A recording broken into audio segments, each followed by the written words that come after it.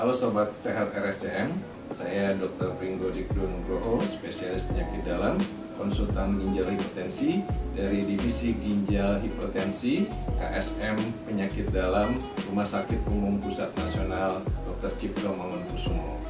Saya akan menjelaskan mengenai hipertensi.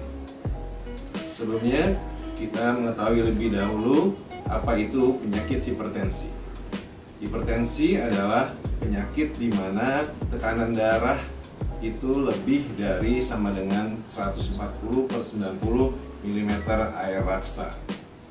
Penyebab dari penyakit hipertensi ada dua secara garis besar, yaitu hipertensi primer atau hipertensi esensial dan hipertensi sekunder. Hipertensi primer meliputi 90-95% kasus yang disebabkan oleh faktor dari pasien sendiri, ya, dari faktor jantung, ginjal, pembuluh darah, saraf, dan hormonal. Sedangkan hipertensi sekunder yang meliputi 5-10% kasus ini disebabkan oleh kondisi atau penyakit tertentu. Cara mengetahui kita menderita hipertensi yaitu dengan memeriksakan diri ke fasilitas kesehatan untuk dilakukan pemeriksaan tekanan darah, supaya kita mengetahui berapa tekanan darah kita, ya, karena dari Riskesdas Kemenkes kebanyakan pasien-pasien hipertensi itu tidak mengetahui atau underdiagnosis.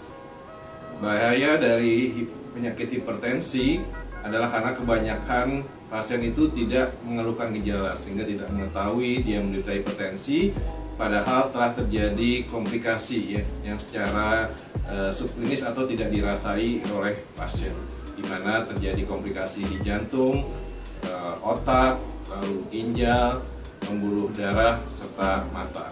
Cara mengobati dan mengendalikan tekanan darah pada hipertensi yaitu yang pertama dengan melakukan perubahan gaya hidup, ya, mulai dari menurunkan berat badan ke berat badan ideal, lalu diet rendah garam, mengurangi garam, lalu juga diet banyak sayur dan buah-buahan serta mengurangi asam lemak jenuh, lalu aktivitas fisik yang cukup, ya, dalam seminggu sekitar 150 menit, dan juga menghentikan merokok.